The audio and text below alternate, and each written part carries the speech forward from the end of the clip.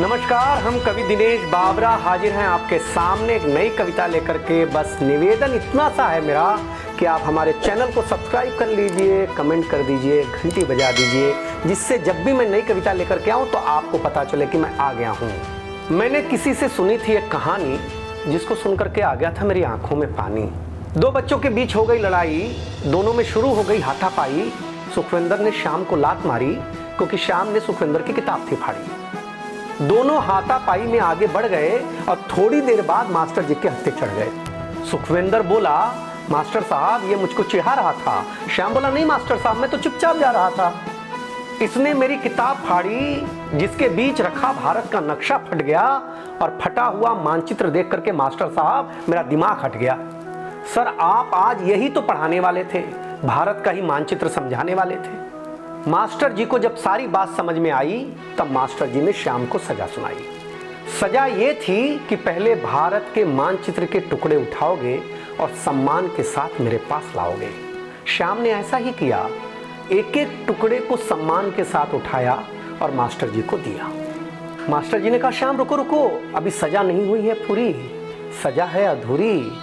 अब तुम भारत के नक्शे को चिपकाओगे, जो टुकड़ा जहां का है वहीं पे लगाओगे। श्याम बोला, मास्टर साहब मैं नहीं कर पाऊंगा। मास्टर जी ने कहा, तब तो मैं तुमको मुर्गा बनाऊंगा।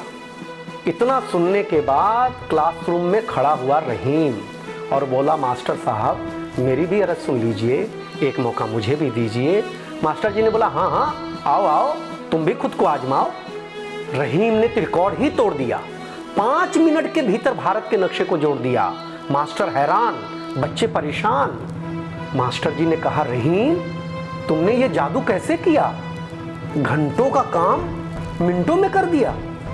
रहीम बोला, मास्टर साहब बात है ऐसी कि किताब के पन्नों के बीच नक्शे के पीछे सुखविंदर एक कार्बन रख गया था।